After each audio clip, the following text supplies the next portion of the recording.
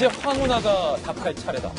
이제 황운하가 답할 차례다. 자, 이 말은 김기현 전 시장의 전직 비서실장이 검찰의 황운하 청장을 고발하면서 고발인 신분으로 조사를 받으면서 한 발언입니다.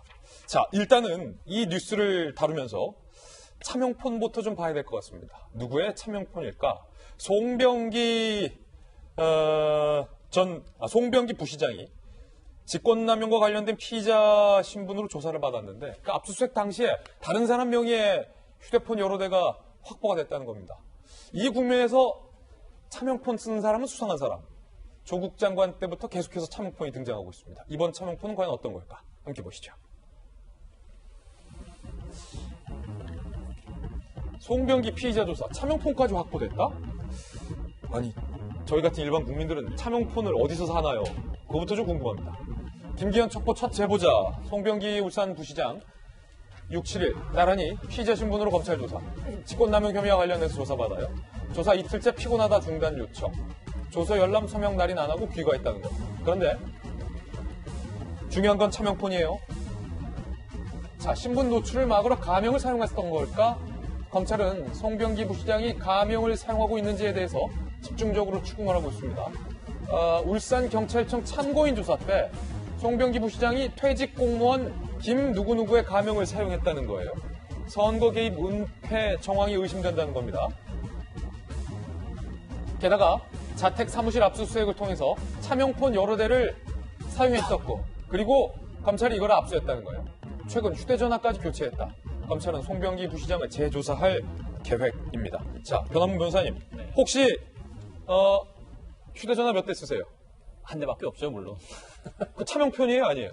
당연히 제 이름으로 된 폰이죠. 차명폰 쓴 적 있어요, 없어요? 어떻게 만드는지도 모르겠습니다. 차명폰 불법입니까? 불법이죠. 부시장이 정치법 위반입니다. 부시장이 차명폰 쓰면 됩니까, 안 됩니까? 그렇게 차명폰을 쓴다는 것 자체가 뭔가 떳떳하지 않고 자신의 행적을 남기지 않으려고 한다는 뜻이겠죠. 예, 정당하다면 차명폰을 쓸 이유가 전혀 없겠죠. 여러 대를 썼다는 거예요? 네. 왜 썼을까? 글쎄요, 그 당시 울산 선거가 상당히 긴박했던 상황이었고, 그냥 단순히 첩보를 제공을 하고 지역 내에 있었던 소문을 전달했다라는 것이 아니라 청와대와 하명 수사에 있어서 어느 정도 조율이 된 것이 아니냐라는 것이 이제 검찰의 의심이 됐던 것이죠. 그래서 송병기 부시장에 대해서도 단순히 기존 참고인 조사에서 피의자로 전환했다라는 것은 울산의 그 수사가 진행되는 상황이 있어서 볼 때 단순히 송병기 부시장이 어떤 뭐 제보를 하거나 첩보를 제공을 하거나 지역 내 상황을 전달한 것뿐만 아니라 어떤 선거 개입 과정에 있어서 수사에 있어서 경찰에게 중대한 어떤 정보를 제공한 것이 아니냐. 그 과정에서 차명폰이라든가 아니면 가명을 쓰면서 여러 가지 이야기를 했었던 것이 아니냐라는 의심을 하고 있는 것 같습니다. 결과적으로 검찰이 봤을 때는 도대체 통상적으로 뭐 위에 보고하거나 정보 첩보 제공 관련과는 너무 다르다. 예. 굳이 가명을 쓰고 차명폰을 쓰고 청와대에서 전혀 관련 없는 행정관과 울산 지역에서 만나고 이런 행위들은 도저히 설명이 안 되기 때문에 단순히 이거는 하명수사의 중요한 참고인이 아니라 피의자로서 좀 하명수의 어떤 중요한 의혹을 쥐고 있는 사람이 아니냐 그렇게 판단을 하고 있는 것 같습니다. 예, 지금 말씀하셨던 것처럼 차명폰을 쓴다라는 것은 나의 신분을 숨기기 위함의 목적이 가장 큰데 부시장 그리고 선거 캠프의 정책을 담당했던 공적인 인물이 이 차명폰을 여러 대 썼다.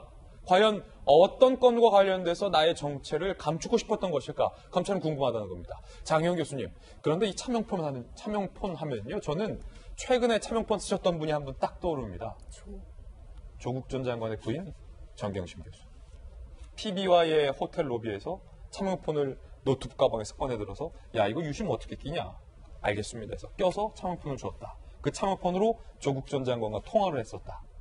이번 건에서도 또 차명폰이 등장했단 말이에요. 어차피 이번 건도 계속해서 조국 전 장관하고 연관된 기사들이 이미 많이 쏟아지고 있죠. 그러다 보니까 좀 이들에게 차명폰이라는 것은 불법적인 수단이 아니라 아마 본인들 입장에서는 무언가 큰일, 거사를 치르기 위해서는 필수적인 도구, 장비가 아닐까 하는 어떤 이런 생각까지도 들어요. 너무나 아무렇지도 않게 일반인들은 쉽게 접할 수 없는 그 차명폰이라는 단어가 나오잖아요. 그냥 이들에게는 도구에 불과하다. 불법이라는 인식 자체가 없을 것이다. 아마도 그냥 차명폰 하나 만들어와 그러면은 만들어와 오는 것처럼 정말 드라마에 나오는 장면들처럼 우리는 저게 드라마에서나 있을 법한 이야기지. 근데 오히려 현실에서 이렇게 쑥쑥 너무 쉽게 단어가 나오다 보니까. 왜 장 교수님 영화나 드라마 같은 거 보면 밑에 있는 사람이 딱 갖다 주잖아요. 핸드폰입니다. 이거 안전한 거야?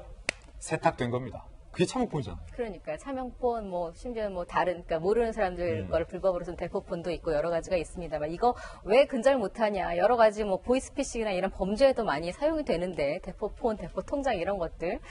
왜 근절 못할까 생각을 했더니 쓰시는 높은 분들이 계셨네요. 그러다 보니까 완전히 근절하기는 어려웠나 싶기도 한데 왜 이런 것들이 자꾸 등장하는지, 그리고 떳떳하다면 역에 대한 입장부터, 그러니까 의욕을 가질 수 있는 작은 것들부터 풀어나간다면 오히려 사람들은 아 정말 큰 뜻에서 무언가를 하기 위해 이랬나? 라고라도 억지 이해라도 좀 해볼 수 있을 텐데 그 부분이 조금 항상 묻혀있다라는 거죠. 항상 결정적인 순간에 대해서 이거 뭐야? 그러면 그때부터는 법대로 하세요라는 게 항상 지금 그 조국 사태부터 쭉 이어져 온 공식인 것 같아요. 이런 있지도 않은 비상식적인 공식을 깨는 게 일단 순서일 것 같고, 차명폰 얘기 저도 사실 기사 보고 깜짝 놀랐거든요. 깜짝 놀랐어요. 옛날 기사 또 보는 줄 알았어요. 이름만 바꿔서. 그래서 아마 푸다 보면 또 다른 차명폰이 아마 나올 거라는 가능성을 저는 충분히 열어두고 있고요. 이 부분에 대해서 역시 뭐 철저하게 밝혀져야죠. 이 말밖에 지금으로서는 할 수가 없는 단계입니다. 차명폰을 썼다는 것 자체가 뭔가 깨림칙한 그런 그럼요. 상황이라는 예, 예. 거예요. 더군다나 울산시의 부시장을 지내는 분이 차명폰이 발견됐다라는 게 심상치 않습니다. 제주도의 부지사를 지냈던 분이 제 옆에 앉아 계시거든요. 청와대 대변인 하셨던 것뿐만 아니라 부지사, 뭐 부시장, 뭐 좀 다르긴 합니다만 비슷한 개념이니까 제주도 부지사 하셨을 때 일단 뭐 차명폰 여러 대 쓰셨죠? 제가 차명폰을 쓸 이유가 뭐가 있어요? 전혀 없죠. 그러면 차명뿐만 아니라 지금 송병기 부시장은 울산 경찰의 참고인으로 조사 때 퇴직 공무원 김땡땡의 가명까지 사용했다.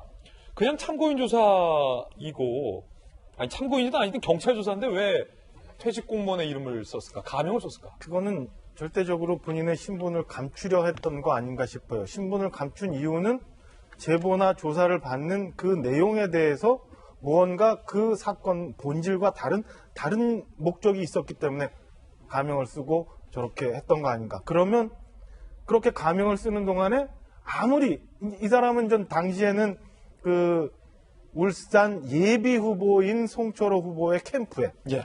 사전 캠프에 있었던 거예요. 그러면 현직인 울산 부시장도 아니고, 그러면 경찰은 어떤 이유로 편의를 봐줘서 가명으로 조사를 해줬냐, 이런 것들이 이제 나오게 되는 거죠.